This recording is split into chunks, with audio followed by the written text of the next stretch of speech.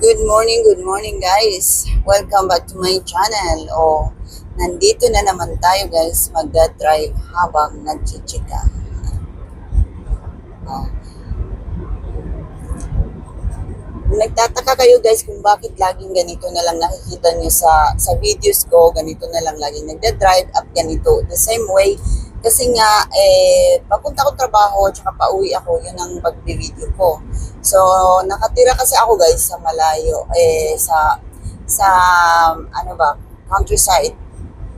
So, medyo malayo-layo din sa syudad. Kaya, ganito ang views na makikita nyo guys. Kaya advice ko sa inyo guys, habang nandiyan pa kayo sa Pilipinas, mag-aral kayo mag-aral kayong magmaneho. Kasi super mahal dito guys.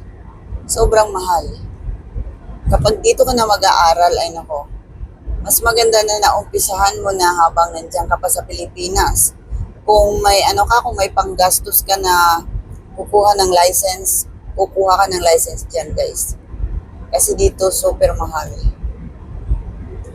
At saka matagal. Kasi sobrang stricto sila.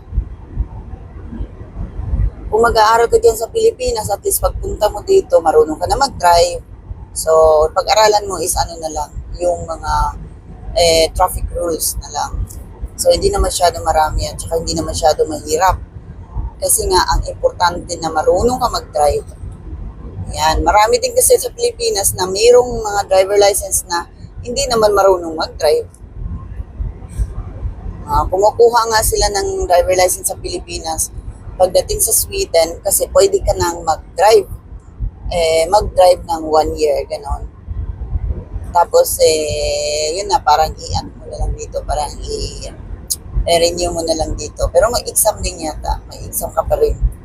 Pero at least makapag-drive ka kung may driver license ka galing Pinas. Pag wala, umpisa ka talaga sa uno.